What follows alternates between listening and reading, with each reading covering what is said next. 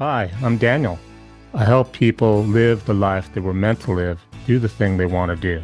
I specialize in helping people with what seems like impossible dreams. I apply the same mindset I used to climb 30 mountains that had never been climbed before, and I can coach you to do whatever you'd like to do. Visit dreambigwithdaniel.com, mention this, and receive a free session with me. My guest today is Jeff Hardy. He's the president and founder of Care for Peace, a nonprofit that provides healthcare services in countries which are experiencing political instability and ethnic conflict. These include Myanmar, known as Burma, and Southeast Asia, bordered by Bangladesh, India, and China. The country has had periods of progress, then the military retook control in 2021. In its mission, Care for Peace believes that providing care, healthcare, there will be peace. In addition to providing healthcare by building clinics and staffing them with medical professionals, they're also experimenting with education, creating jobs, sustainable agriculture, and ways of providing clean water and inexpensive energy. I'm interested to know how one person, Jeff, is able to start a project like this in a country that struggles with peace and that seems unstable and possibly even dangerous. And I'm wondering if you're a listener and you think you have an idea that might change the world for the better, how do you even get started? How does one create a nonprofit and fund it so it's a success as Care for Peace has been? Welcome to my show, Jeff. Hey, Daniel, that was very good. I'm done. I mean, that was perfect. What else is there to say? Well, tell me a lot of times when I dig, I find that the people you think are, how did they do it? They had connections, money, politics, this or that. Tell them your story. How do you found a nonprofit in what seems like a dangerous part of the world? What made you get the idea and how did you do it? Because it seems like it is being a success. You're doing something right. Well, I don't know what I really did right, but it started with what happened in my heart when I was a hospital corpsman in the United States Coast Guard Reserves. Hospital corpsman, it's like a nurse. And so I was taking care of a whole bunch of guys who were coming off boats from Vietnam. And, they'd have snake bites and broken legs and they'd got shot at, you name it. And I had this wonderful feeling when I was taking care of them. First of all, they let their guard down. Guys in beds, women in bed, anybody who's in a hospital bed, they let their guards down. And all of a sudden you have this relationship that frankly only nurses have. And maybe sometimes doctors, but doctors are more of the technical guys, but nurses, man, they're there to care. That's why they're called caregivers, and that's why they get into nursing, because they like to care. And so that feeling I had while I was caring was peace. But it wasn't the peace that you have between two wars. It wasn't the peace after a war. It wasn't even the peace that you have when you're sitting up on top of a mountain and your arms crossed and your legs crossed and you're humming and thinking about candle flames and things while the people down below in the valley are all suffering. Yeah. No, this is active care for a dynamic peace. It's right here. And that's what began my whole career. That, yeah, it ended up helping some of the poorest people in the world in one of the poorest villages of the world, in one of the most distant places of the world. And all I say to anybody who is interested in getting into a career that is a moneymaker and passion, start with your passion. So that's what I did. And then from working as a nurse, how did you start the nonprofit? What were the steps you took to actually get a nonprofit going and organize it? You need people to help you, right? Well, yeah, and I'd say the first thing I did after I left the Coast Guard was work in hospitals and the lowest paid.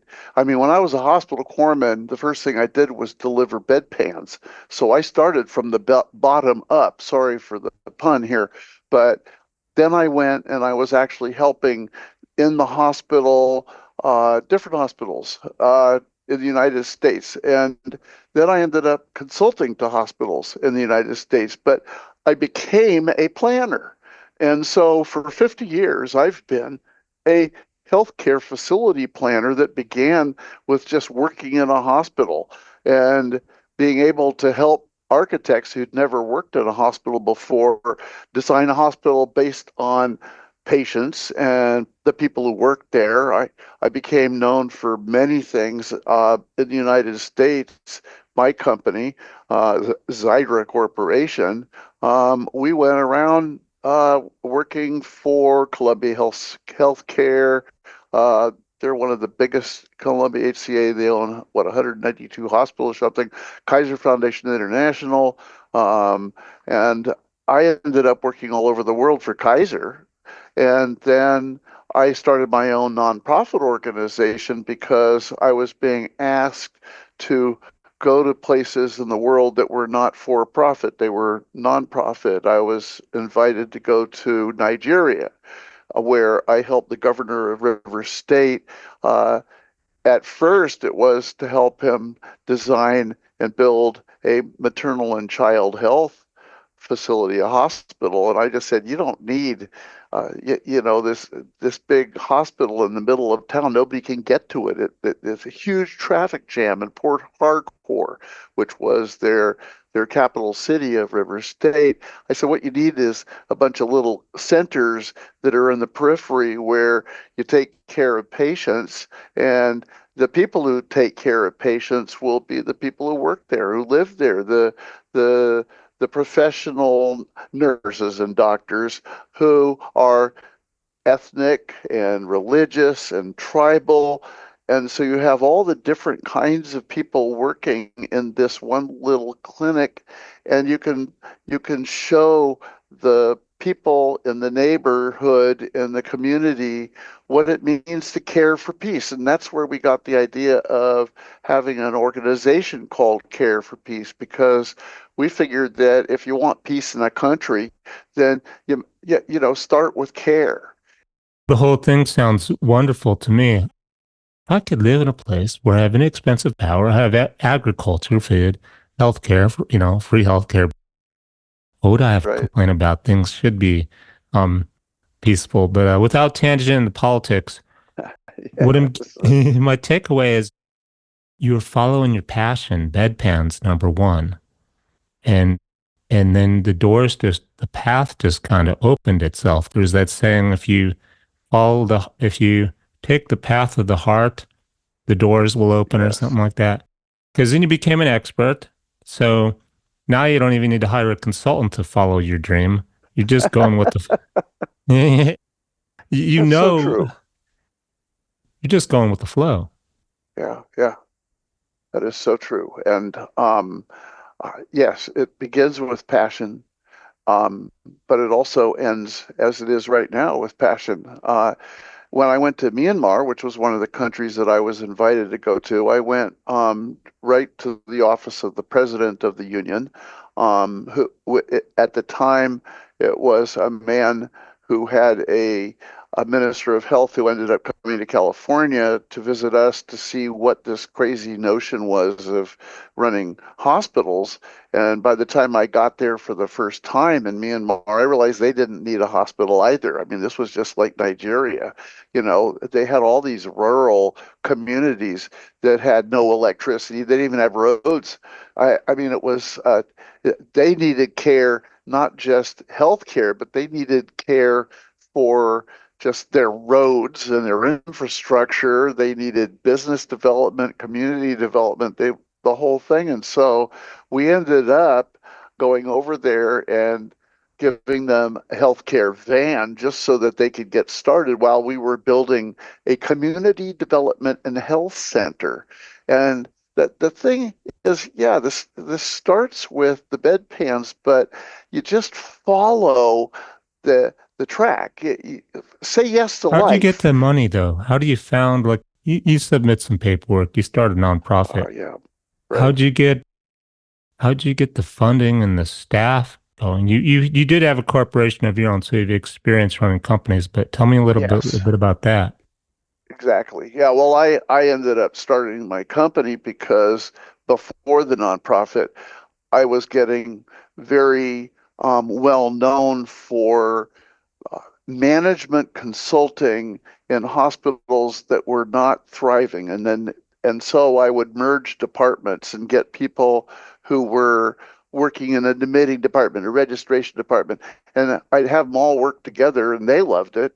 And then move these people up to the floor to help the nurses, and all of a sudden I wiped out the whole log jam that occurs when you have all these different departments: laboratory, radiology, pharmacy, physical therapy. All these departments have their own little fiefdoms with all their Mhm. little clerical people, and I just merged them all and says, hey, why don't you guys just, flow? You go from the admitting department to the physical therapy to radiology, you name it. The employees just absolutely loved it. And then I got to build a hospital in Mayfield, Kentucky. Yes, it still stands after the tornado last year, but I got to go and help them actually plan and design the hospital. Is that When through I your own say company or the Care for Peace, the nonprofit?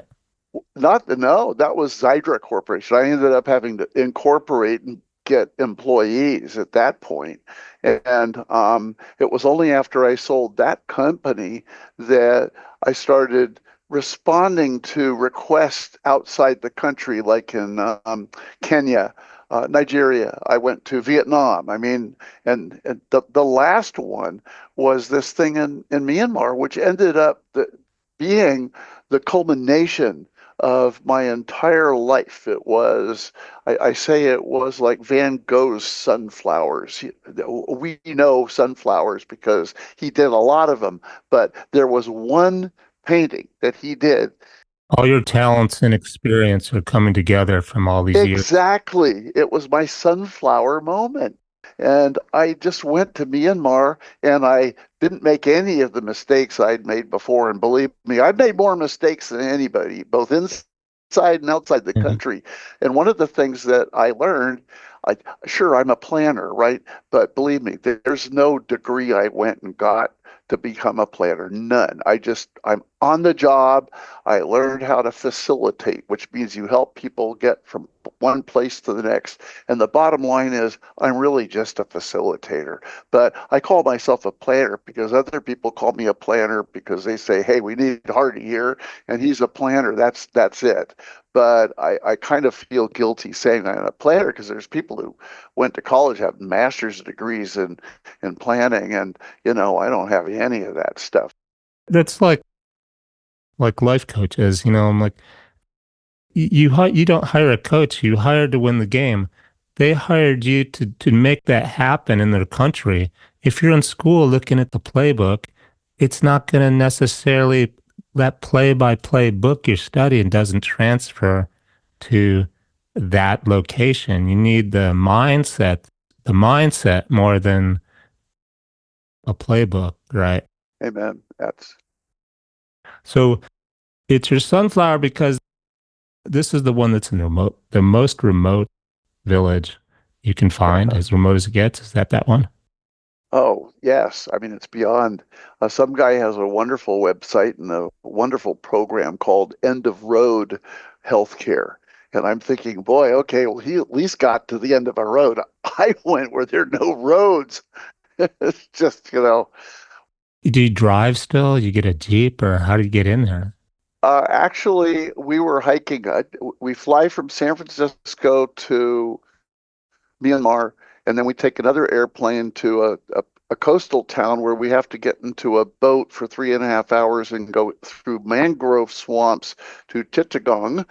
And then from Chittagong, which is at the end of this little inlet that ends up at the very last place you can park a boat. And then we have to hike on these paths to go to Pentopian village.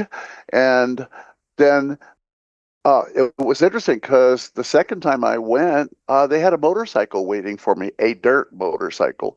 And so I hopped on the motorcycle and they took me on a motorcycle, which was great. Believe me, it kind of hurt my back and I had mud all up my back from the back tire.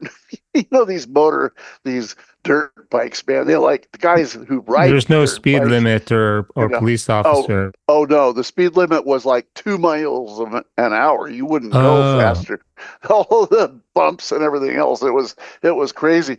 And when we finally did build the clinic, we ended up buying with the help of the ro- the Rotary in Yangon. They actually purchased these two dirt motorcycles for the midwives because the midwives, somebody would run from a far away village to our clinic and say, "We need a midwife, we need a midwife." Well, by the time you got there, it took them 4 hours or 8 hours to get there. And then the nurse would have to walk 8 hours or 4 hours or whatever. So we got them these motorcycles with the help of the Rotary Club and Yangon so that the nurses would get to the babies on time. It was great. So yeah, I mean it was absolutely something. But and how long ago was that? What's the status of that? What's well, well, let me tell you, in 2001, something happened in the United States. Everything was going well. The clinic opened. We were already planning five more community development and health centers in a promised list of 250 more of these.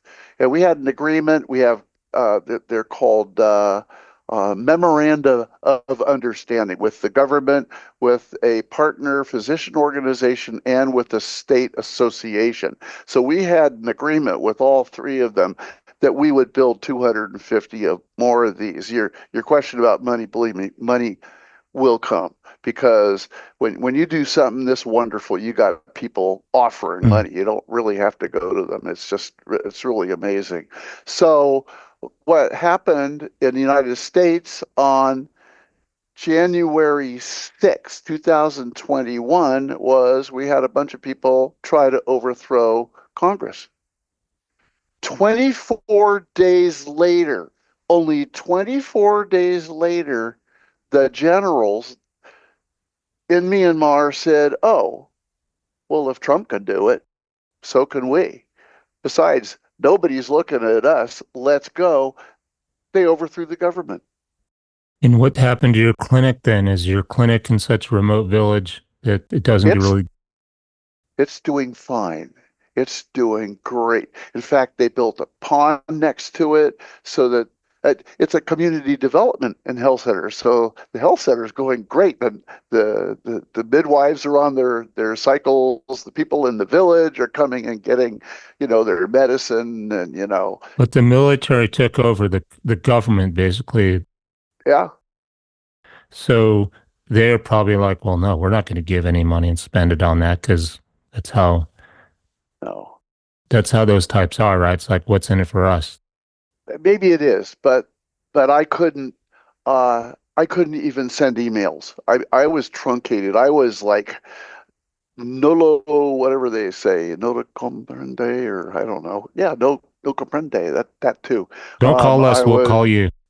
yeah, I was like, I couldn't even send emails to our government friends, our unit government friends, our associations, because we were afraid that if we did, then the military would pick it up and put them in the mail in the jail if they hadn't already been put in the jail. So, and Aung San Suu Kyi was finally released from the jail last month to home arrest because it was too hot in the jail, and they didn't want her to die. She's a Nobel Prize winner. She's the one who absolutely opened the doors for an American embassy and for us to come for that wonderful period where we were able to go in and in a democratic free market environment help them do what they needed most desperately. So this was 2021. What's happened in the last 3 years? Still Uh, waiting? we are Yeah, I guess one could say we're waiting, but it's too long I'm not so sure what we would do if we could go back, frankly, because Because the we have military been is still out in of control. touch. Very much so. Very much Kind so. of ironic considering how easy it would be for the United States to change that if we really wanted to, right?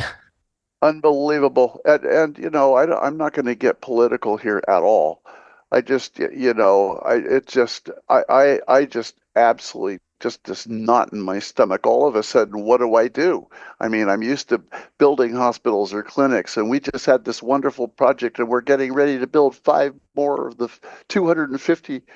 What do I do? And that's when I decided to write a book. Now, I mean, that's like, I guess they say if you can't teach, no, if you can't do, teach. And what I say is, yeah, but if you can't teach, be a consultant. And if you can't be a consultant, then write a book. That's the last refuge of the illiterate scoundrel, I guess. And what's your book called? My book is called To Care for Peace, a Global Mandate to Secure the Second Human Evolution in Perpetuity. And there's a quote in the bottom that says the process is the solution. Because the thing that I learned planning, but also in raising children and doing anything in my life is that, you know, the solution isn't just some answer. The solution is, okay, do this, or buy a car. You know, the if you really want a solution, you have to have a process to get there. It's the roadmap, you name it. And I just I, I learned this and I started really practicing, especially when I was facilitating the design of a new facility. I I get people together and do what I started calling a pre-planning process. Pre-planning. Well, it's really what you're doing. See, you Daniel are doing a pre-planning process, which is talking to different people all over the world. Now, to be able to do that, you could be a president or a dictator or whatever, but they don't talk to people all over the world. They talk to people way up here, and they talk to people who agree with them, and they talk. Yeah, they don't have this breadth and depth in just a 45-minute time that you do. So I realized after I wrote my book that if I really wanted to get the idea of how to care for peace out there, then maybe I need to do podcasts with global Hmm. podcasters. Now, very, very important. On the cover of the book, it says to care for peace, a global mandate to secure the second human evolution. Now, that's the big ticket thing. The big ticket that I bring is not just care for peace, because that's what you got to have to get into the conversation. Well, it does get a little it gets political, reversed from maybe what you're thinking. Um, when I started down this line of thought, I'm one of those that fell in the hole when I'm self-employed. I broke my hip. I've got no health insurance. Now I can't even get Obamacare because I don't make enough because I made too much money. Ah, Your care for peace reminds me of the United States. We got enough problems here that are not fixed, besides yes, Burma. I mean, inexpensive energy and even clean water in some cities. yes, So, um, what came to mind when, in terms of global and everything, like, you know what? It's close to home. It's close to home for a lot of yes. people too. So I what brings that to mind though is with your book possibly, or without it, or as a resource. When I opened the show, I talked about you founded something across the world in a dangerous place that seemed kind of like a big challenge. People can, I mean, there's things people can do in their own hometown, right? absolutely, absolutely. Right. And I think, but it starts with the talk, and that's what you're doing. Now, what's interesting is most of most of my podcasts with global podcasters like you are with people in the United States, but I'm also having several in Europe, several in Africa, several in Australia, a few in the Middle East. And what most of them are interested in, including in the United States mostly, is the idea of the second human evolution. Because the question is, well, where are we? And what is this? What is the concept? Tell me about this idea, the second evolution. Well, first of all, the first human evolution is over. Now, I have to tell you, I was in a traffic jam in India, and it was there that I realized that we've overpopulated this planet. We've just gotten to a point where overpopulation, overconsume, over-militarization, and overburdening the planet. You take those overs and you put it all together. When did that actually end? Well, some people say it hasn't ended, but I am putting an ending on it, and there's a reason for that. What the ending is sometime between the 50s and the 60s, maybe the very end was the middle of the 60s, when we had mutually assured destruction. We had discovered everything in the planet. The world's around everybody now knows that. And we also had existentialism from France coming. We had Martin Luther King. We had some really great people just burst in the scenes along with the Beatles and a lot of really great music. And then very important, the freedom movement began, the peace movement began.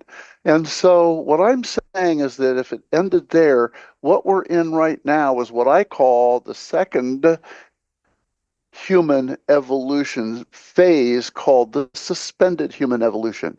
And that's when we're still living in the residue of the first human evolution. We still have wars, because if we really decide to evolve our species, humans evolving our species, then we're going to have to do something. And that's where my planning background comes in.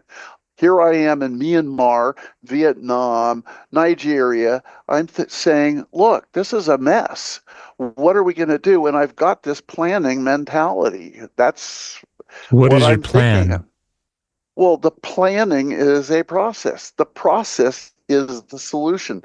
The plan is, number one, talk with you. Talk with the people who are talking with people all over the world, and get the discussion going about, well, what are we going to do? How are we going to plan? Because right now, you got the United Nations, World Health Organization, Bill and Melinda Gates organization, hundreds of organizations doing phenomenal jobs.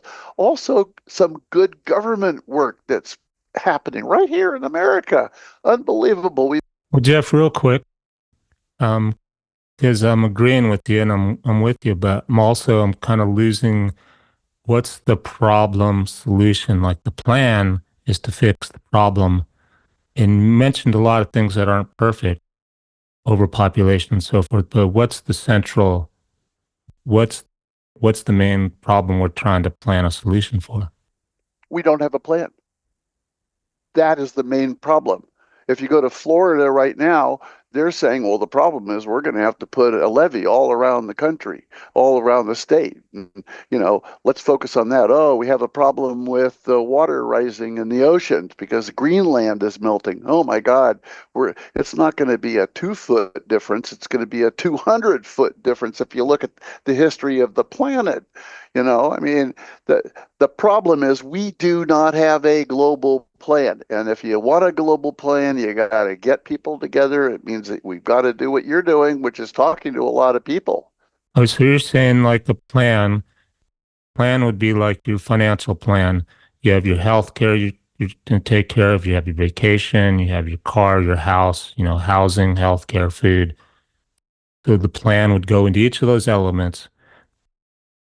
Clearly a plan for a better life, a better world. You'd have Better to world. define that That's right. because back to the problem solution, if you just complain, I have no food, well, that's relative, or I have no health care. Yeah. It's relative to the midwife that was taking 8 hours to get there. And yet, hey, I live in a hospital. I can just drive up to the emergency room. I'm not so bad off from that person.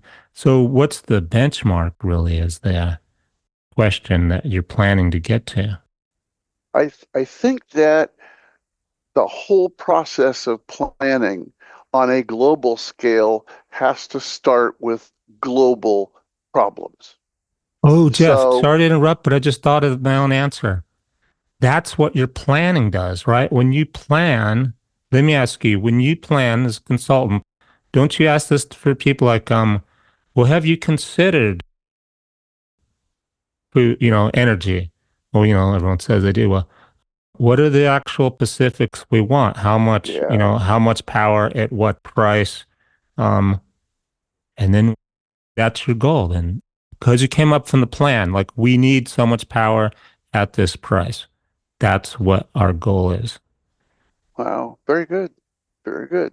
And Yeah. for each element. So what I just got from listening to you is because I was trying to go, where is this going?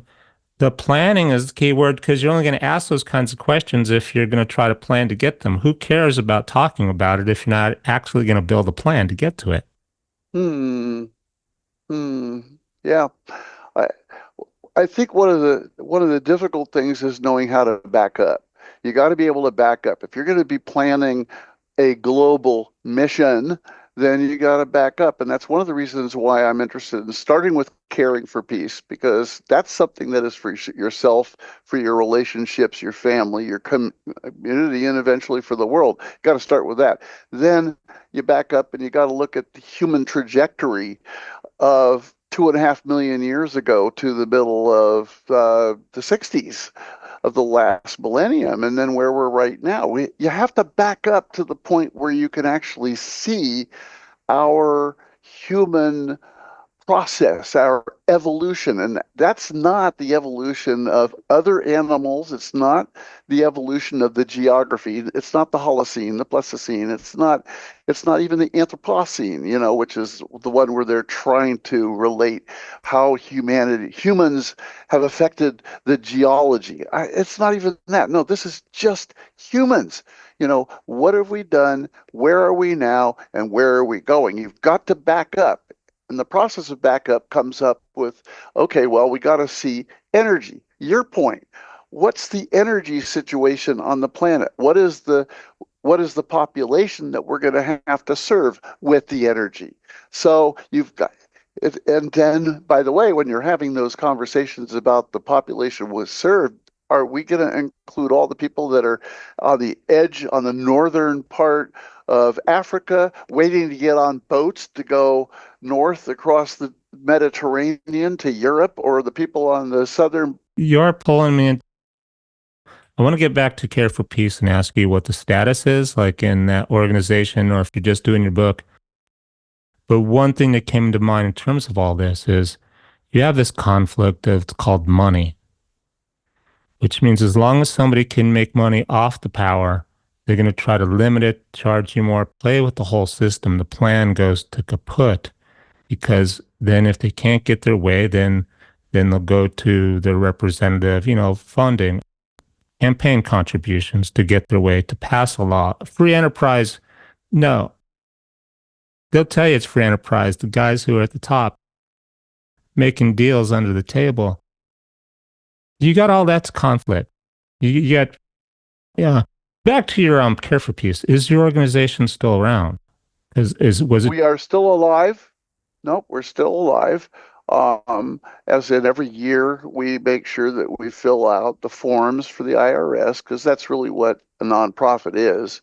And when we formed the nonprofit with the great help of Bill Kell at the University of California, Berkeley School of Law, he gave us $500,000 worth of consulting with his interns because I was just gonna ask, how'd you get that? Did you just ask, or he wanted to help you? we asked, and he said, "Oh my gosh, this is a new term, and I've got some new um, interns. Let me ask." And he asked, and he had interns coming out of the walls for us because nobody else was doing a business development, global business development, especially for a focus on Myanmar, which is what we were doing, because uh, Myanmar was sanctioned. We had big Oh, you Iron didn't tell me Curtain. that part. Yeah, I mean, it was so before we went. I'm sorry. So some of your activity was technically illegal with the United Oh States, yeah, with I them. couldn't have gone. I absolutely could not have gone over there to do what we were doing. I just, you know, I could have gotten on an airplane, but I don't know if would have gotten through customs. Oh, this is after 2021. No, well, yeah, after, yeah, but before, which was 2009, and we went in on 2011. So all of it, the the the bamboo curtain fell down before we went. And by the way, we've always been connected with the American Embassy and with the human rights. So, the foundation that looks at every country at any given time and says, yeah, you can go or no, you can't go. And they had been saying to me, no, you can't go for about a year before we went. And they said, yeah, now you can go. And you have to be careful. So the first thing I did was went and met with the American ambassador. In terms of, you were telling me the story earlier about you riding the motorcycle 2 miles an hour. Is this before before you're allowed to ride the motorcycle, or you mentioned sanctions? That's the key word. Uh, which means you're not supposed to be helping them, right? Well, before we went there, that was it. That was sanctioned period. Then 2011 came. We were allowed to go. They have motorcycles all over cities. They've got the mopeds all over cities. It looks just like China. I mean, look like some of the big cities in China. It's no different. Um, yeah, when I got there, I was able to hike the first time, second time, and from that point on, ride a motorcycle. I understand that they have built a road where the path was, but every year when the monsoons come, it wipes the road out on many places. So they're still relying on motorcycles. And is that the only country you're active, Care for Peace is active in? It's correct. Chose the hard one to start with. They chose us. I just, I'd love it if we were chosen somewhere else. We have looked for at two other countries, but they are not politically stable enough for us to go. Did you want to mention them? What, by name? No, I can't. It's Okay. we're looking in the southern hemisphere, and it's and one of them might just That's okay. get Names change anyhow, names and places and dates, and that's true, the philosophy true. and the idea. Switch gears for a moment.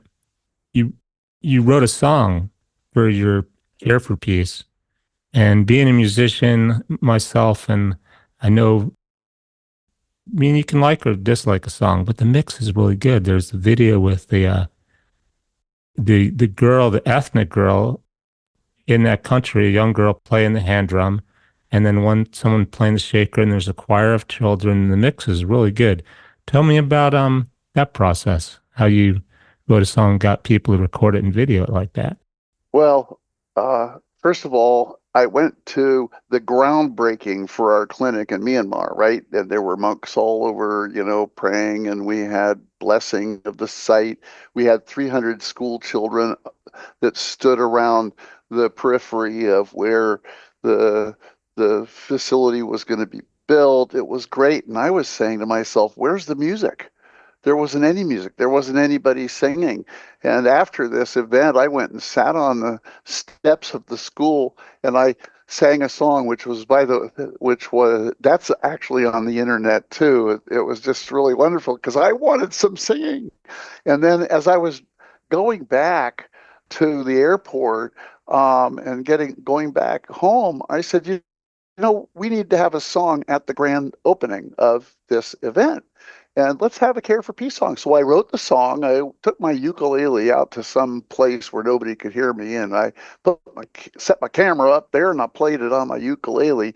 Took that song down to our local high school, which had the let's see, it was the Marin Marimba? School of the Arts. Oh, No, this is right okay. here in Marin. This Okay. is right here in California. The Marin School of Arts Advanced Treble Choir, a bunch of 20 girls, just great singers singing a cappella. And so I stood up there and sang it for them, and then I left. I came back about 2 weeks later and they had put together this unbelievable song. They had actually hired an arranger who put the song together and took the last verse and put it on the first verse and just made it much better than anything I There's another example, just going with the flow. oh Hey, like, totally. I don't know about most people, but my thought is, okay, now I got to go to LA and I got to find a studio and I'm going to have to shop around. Or if I go to Nashville, Uh find a studio and how was the price and who do I need? Do I need a fiddle player? uh You knew you needed the music. You played the ukulele. You didn't try to teach yourself guitar or piano. You did what you can do. And then you just somehow thought, I'm going to take it down to the local place. And then you just, that just came on its own. You didn't, uh, you didn't have to go nuts trying to think about the solution. right, Yeah, right. nice. Well, Came you out know, really I'm gonna well. thank you. I So then they show you the final song, but then the video that was filmed actually back in the Myanmar, right? no, actually, that was filmed right here. And then what we did was we told the people in Myanmar to teach the children the song so that they could sing the song. So we we did videotape the children singing the song, and that's a wonderful thing. So uh, At the grand opening. at the grand opening. Yeah. Nice. So, but they had to have a model. They had to have a template for the song. And they didn't sing it exactly the way the girls sang it, but it was just, in fact, I had to coach them through the song. I had to sing, hold my hand and walk with me. And then they had to hold my hand. And that they did a very good job with English. So I think they'd been practicing English. So that's great. And what about the young girl playing the hand drum and the shaker? Did you teach them? They had natural rhythm. I had nothing to do with what you saw in the video, except I wrote the song and they had the tune, they had the words, and they had the will. That was it. They did it and they loved it. They actually went and recorded it in a recording studio. And then they also recorded it for their graduation ceremonies. I mean, the girls loved the song. So I don't even know if they were, well, yeah, I did run into one of the girls at one point when my wife and I were hiking, and she says, "Oh, I was one of the girls who was singing, and it was so wonderful. We sang it at our campsite." So, That's wonderful when they make it yeah, their own. And they made it their own. And that's the story of my life. I mean, I'm here to give up, to give out, and to give away. That's it. Make it your own. Make it your own. no ego on your side. Like, I'm a great songwriter. Look at that. I already know I'm a great songwriter. I've written lots of songs. I've recorded a lot of songs. Oh, I you even have. Okay. have, oh yeah, and I've got a website where I take my songs and I put them on, and I will not even share that with you because I've got pride, but I also have a feeling that I need to save the planet. The best thing I can do is avoid having anybody listen to my songs. Well, I mean, you have more than one dream. Yeah. It sounds like you do what I tell people. I can't find time or I don't have money. I'm like, okay, Oh, pick your top five things in your life, which could be kids I for a like, lot of people, right? So that's number yeah. one. Meaning what you're doing, Jeff, is you even got it down to two. Songwriting's nice, but I want to change the world, so I got to do that. That's number one. Whatever's down here, whenever you're like pressed for time and money, and they're like, okay, well, I got to pick, then it's got to be this one, and that just keeps you focused. Well, yeah, yeah. Songwriting, I don't know. I have a recording studio right here in my garage, and I've got all the latest recording equipment. So, because I need to make my singing sound acceptable even to me when I'm listening to it. Hmm. So, I will be a songwriter for the rest of my life. I love it. I've got a song in my head. Just this morning, Nice. got up and wrote on my little notepad the words, and then I even wrote the notes that I was going to try to figure out. I mean, it's my avocation. I like to do it. See, you are doing both, which is cool. Oh yeah. You find the time to do both. So back to Care for Peace or your book. Let's talk about your book some more. your main thing besides working in your garage to do your creative stuff, because you can't let that go, is change is world for peace or change care for peace. What does the book exactly do? Do you just want people to consider planning, or do you tell them how to make a plan? What's actually in the book? Well, I think that I'm a pre-planner. Um, now I can be honest about it. I'm not a capital P planner. I'm a pre-planner. I'm here to help people think about the process of planning and then start thinking about what the tools that we need to get to the second human evolution. And so the book is very simple. It explains care for peace first because that's the beginning. It's got to start with you. And then it has to go to the community. And then there are some tools in the book about how you can talk about the future without getting, embedded Political in. and Exactly. Oh, and opinions. the opinions, yeah. You need to talk about issues. And then the second to last chapter, I've got what I call the Care for Peace templates, which share, and these are in the book because it gives you a chance to compare where you are individually. And the individual is very simple. It's just who you are from a Now, give me an example of the work of besides the template, an example. well, well, my prime directive, and these are all based on all four templates have prime directives, and the prime directives for me, it's for me for with myself and then with others and then with the environment. It's got to be on three stages because it's not selfish, it's not narcissist. It's well, okay, so you have to have something that is for just you, and then okay, now take that care for peace idea and how do you translate to your relationship with other people? And then how do you translate that to your relationship with the environment, the local, the community, the world environment? So with myself, I've got it broken down in a value, attitude, and goal. And with me, my value is to care with my heart and with my hands. My attitude is to do no harm and to say and do good things. I mean, this is not rocket science, folks. The goal is peace with myself. Now, on a relational level with other people, my value is to care about and for all living things. Attitude is to help relieve the pain and suffering of others. The goal, peace with humanity. On an environmental level, same thing. You go to the value, which is to care for the global environment. Recycle So, for a start. yeah. Good one. Yeah, keep going. Attitude to protect the balance of nature. And then the goal is peace with the word or peace with the earth. So that's the simple one. So what do you think the problem is? Because all sounds wonderful. One thing that comes to mind is, my bike just got stolen off the patio yesterday, even though it was on the second floor and locked to the rail. So I'm not quite. I'm making this up, by the way. It's happened to my brother's neighbor, Oh boy. and this was in Phoenix.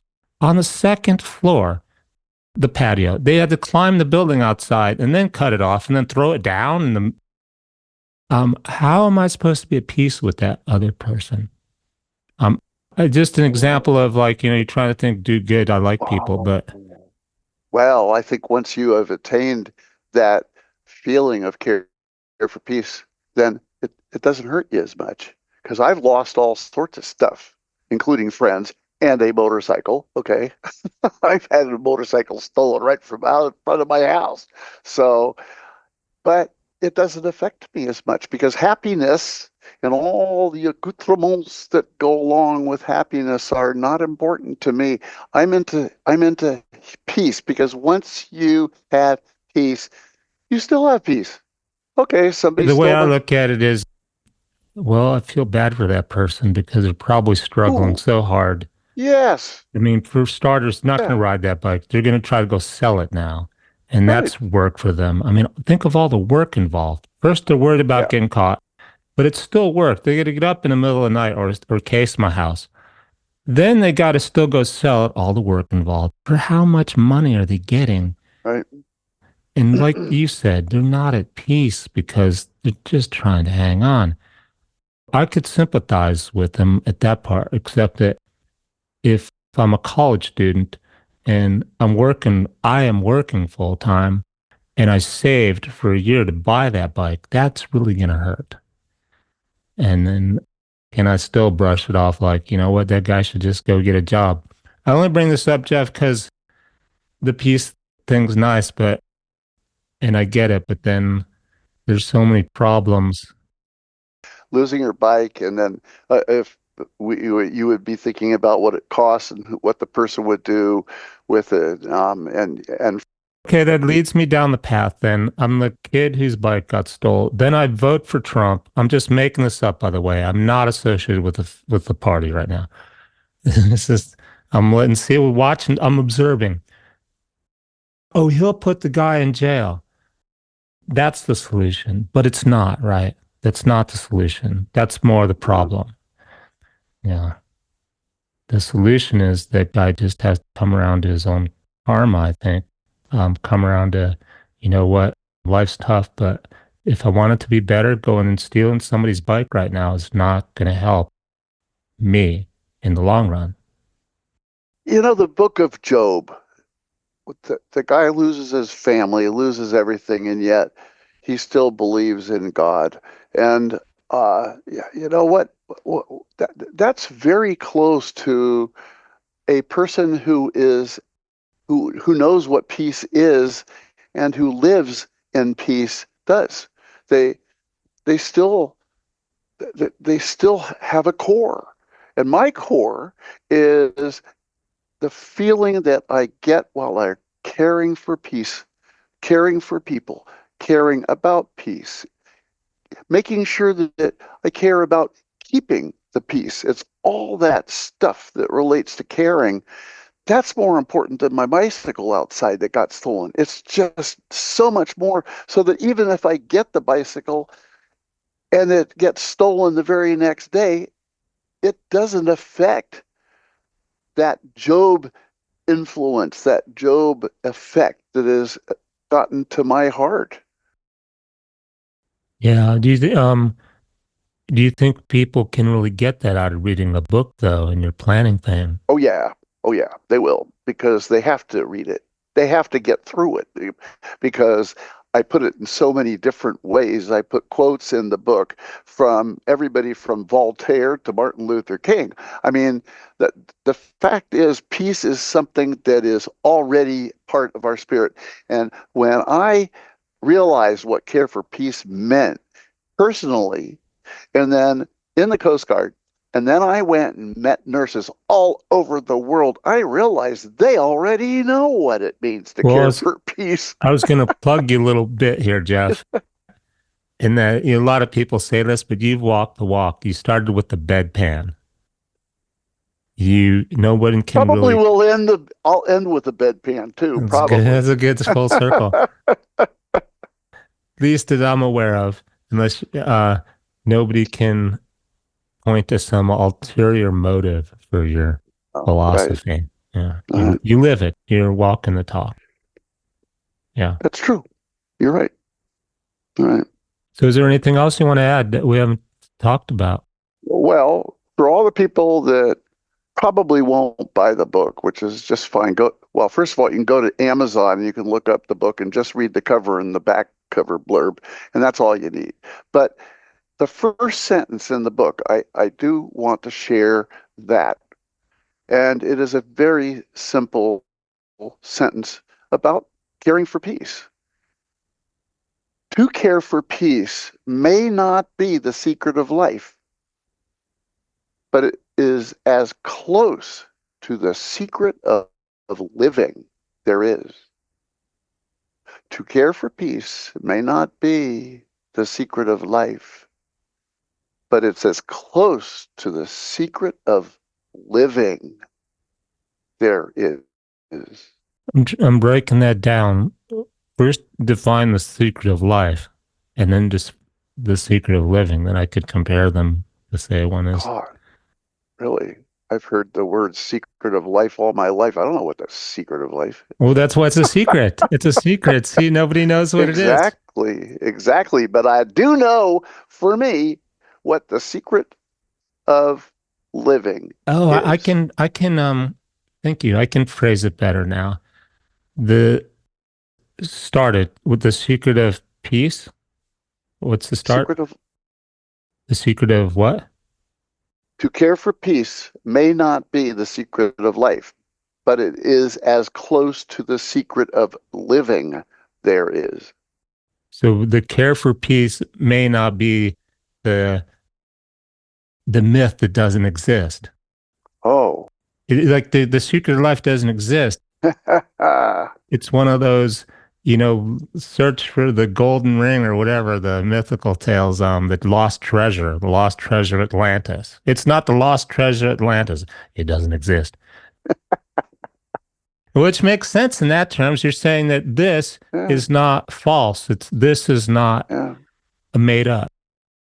It's yeah. living. So now it makes perfect sense. Wow, I really appreciate that. That I have never even thought it in that way.